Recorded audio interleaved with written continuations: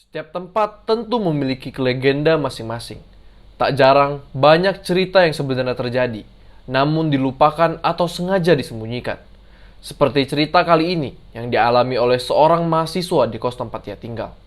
Sebelum ke inti cerita, selamat datang di channel Willy CH. Kenalin, gue Willy Kurniawan.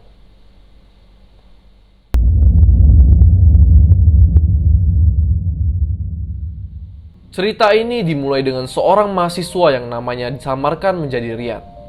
Dia berkuliah di sebuah perguruan tinggi yang letaknya tidak jauh dari pusat kota.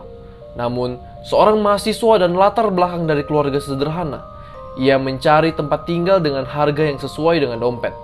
Ia pun mencari ke beberapa tempat di sekitar universitas tempat ia menempuh ilmu. Ia berkeliling cukup lama karena kos di sekitar universitasnya memiliki harga yang cenderung tinggi. Apalagi kondisi tempat yang tak jauh dari pusat kota menjadikan kos-kos di sekitar sana tempat yang strategis. Akhirnya, ia menemukan sebuah kos yang letaknya berada di pinggiran kota. Kos itu diketahui cukup tua dan jarang ada orang yang mau tinggal di sana.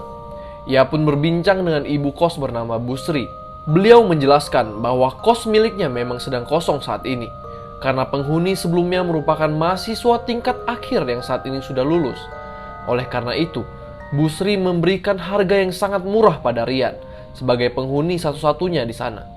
Kamar yang ia dapat cukup luas dan memiliki meja belajar yang cukup bagus. Ditambah lagi, kamar mandi yang berada di dalam kamarnya membuat Rian semakin yakin untuk tinggal di sana. Rian pun memutuskan untuk tinggal di sana dan mengambil kamar yang paling depan. Ia langsung membayar uang untuk 2 bulan ke depan. Hari itu juga, Rian pindah dan tinggal di kos milik Ibu Sri. Kehidupan kuliah Rian pun dimulai. Selama berkuliah, Rian diketahui sebagai seorang mahasiswa yang rajin dan tekun dalam studinya. Ia biasanya memulai hari dengan bangun pagi, mengikuti jadwal kuliahnya, dan menghabiskan banyak waktu di perpustakaan universitas untuk belajar dan mengejar minatnya dalam ilmu pengetahuan. Ia juga mengejar beasiswa untuk melanjutkan kuliah di tingkat S2. Sepulang ia berkuliah, Rian juga sering berkumpul dengan teman-temannya untuk mengerjakan tugas kelompok atau membawa proyek dari tugas-tugas yang diberikan oleh dosen di kafe atau tempat dengan wifi gratis. Selain itu, Rian memiliki hobi membaca. Jadi setelah beraktivitas di kampus, ia sering pergi ke toko buku atau perpustakaan lokal untuk mencari bahan bacaan baru. Rian biasanya kembali ke kos-kosannya pada pukul 5 sore, yaitu sebelum maghrib. Hal ini dikarenakan jarak universitas dan kos-kosannya yang cukup jauh hingga ia harus menaiki angkot. Keseharian Rian di kos juga normal untuk seorang mahasiswa. Setiap pulang ia bersih-bersih dan menyiapkan bahan pelajaran untuk besok. Sesekali ia juga membaca buku yang sering ia pinjam dari temannya dan tidur setelah isya atau sekitar jam setengah 8 malam. Jadi, Rian ini bukan tipe orang yang suka begadang. Ia menjaga kesehatannya karena takut kalau sakit, ia akan mengeluarkan uang yang cukup banyak. Rian sendiri sering menghubungi keluarganya di kota lain. Mungkin seminggu 1 kali atau 2 kali pasti ada kabar dari Rian. Sekitar 2 bulan Rian tinggal di sana. Tak ada kejadian aneh apapun. Semuanya normal dan lancar-lancar saja. Ia juga menambah kontraknya dengan Bu Sri hingga 3 bulan. Tapi mungkin kalian tahu yang dirasakan oleh Rian. Mahasiswa itu pasti akan ada penambahan tugas yang mengharuskan kalian begadang atau mengerjakan tugas sampai malam. Nah, inilah yang dirasakan oleh Rian. Hari itu, tiba-tiba dosen di salah satu mata kuliahnya memberikan tugas dengan deadline 3 hari. Tugas ini adalah mengerjakan esai dan harus berasal dari minimal 3 jurnal terbaru dan 3 textbook yang sesuai dengan jurusan Rian. Selesai kelas, sekitar jam 3 sore, Rian langsung pergi ke perpustakaan kota untuk mengerjakan tugas miliknya. Karena jaraknya cukup jauh, ia harus tiba di perpustakaan sekitar jam 5 sore. Sekitar 3 jam Rian mengerjakan. Ia ditegur oleh penjaga perpustakaan karena jam untuk berkunjung sudah habis. Karena tugas yang belum selesai, ia pun memutuskan untuk pergi ke kafe terdekat untuk menumpang wifi sekaligus makan malam. Di sana, Rian menghabiskan waktu yang cukup banyak karena keadaan yang cukup ramai membuat jaringan wifi itu tidak terlalu lancar. Sesekali ia mengecek jam karena waktu yang semakin larut dan jarak yang cukup jauh membuat ia kurang fokus.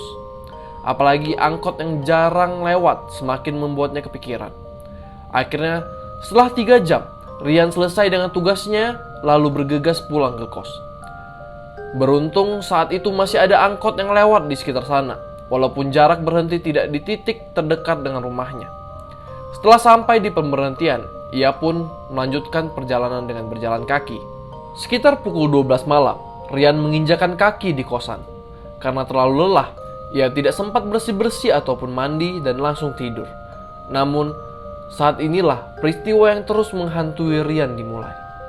Baru saja terlelap, tiba-tiba lampu di sana mati.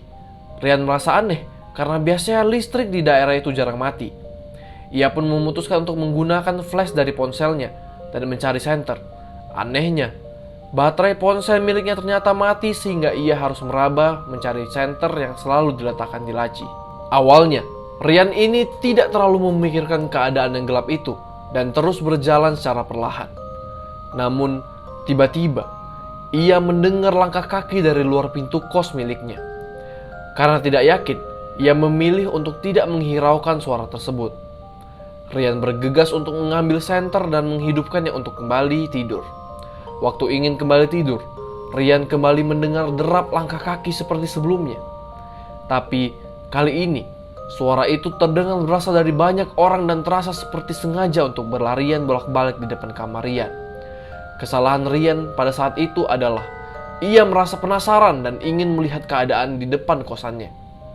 Jadi, Rian ini ingin tahu kenapa terdengar suara langkah kaki yang ramai. Ia pun membuka pintu.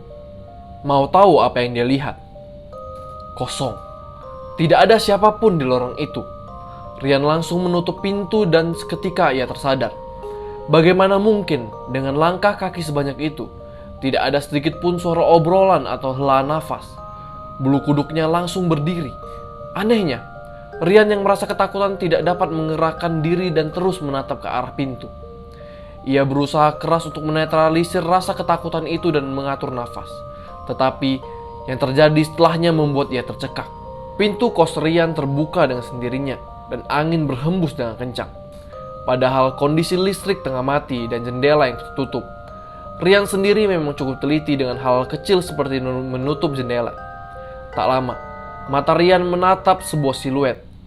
Jadi, di kondisi gelap itu kan senter Rian masih menyala, sehingga samar-samar terlihat beberapa sudut yang terkena pantulan cahaya. Setelahnya, Rian mendengar sebuah suara yang menyuruhnya, "Pergi dari sini," secara berulang. Rian semakin ketakutan pastinya dan berusaha untuk lari. Tetapi tubuhnya masih terdiam. Siluet yang dilihatnya pun hanya diam seperti menunggu dirinya untuk keluar. Ia tidak dapat melihat dengan jelas. Tetapi semakin lama, suara itu terdengar marah. "Pergi dari sini." Karena terlalu ketakutan, Rian tidak bisa berpikir apa-apa lagi saat itu dan kesadarannya menghilang. Ia tidak ingat jelas kenapa, tetapi suara itu membuatnya benar-benar pusing. Rian terbangun keesokan paginya di halaman kos itu setelah ditemukan oleh Busri yang kebetulan berkunjung. Rian diajak ke rumah beliau dan ia pun menceritakan kejadian yang dialaminya semalam. Nah, Rian yang kebetulan sedang menatap Busri, menatap perubahan raut wajah beliau. Yang awalnya fokus, tiba-tiba terlihat terkejut. Ia akhirnya bertanya mengenai apa yang sebenarnya terjadi hingga kejadian semalam muncul. Busri hanya mengatakan bahwa Rian terlalu lelah hingga pingsan dan kejadian tersebut adalah mimpi. Tetapi Rian tidak percaya. Ia terus membujuk Busri untuk jujur karena ia yakin bahwa itu bukan mimpi. Sampai akhir, Busri tidak mau buka mulut dan Rian pun memutuskan untuk pindah.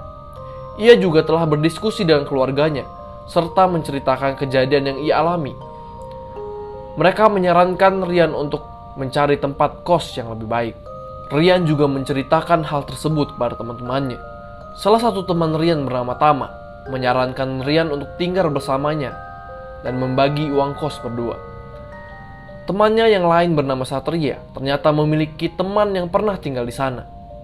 Satria mengatakan bahwa kos tersebut memang terkenal angker dan tidak ada yang betah tinggal di sana. Konon katanya, dulu tempat tersebut adalah bekas pabrik yang pernah memakan korban. Tetapi tidak ada yang tahu kejadian sebenarnya. Satria juga awalnya menganggap bahwa itu hanyalah mitos atau kejadian yang dibuat-buat karena halusinasi.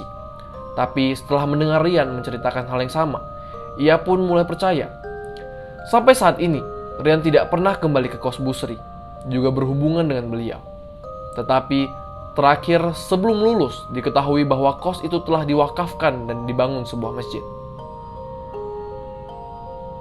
Segitu aja bahasan kita kali ini.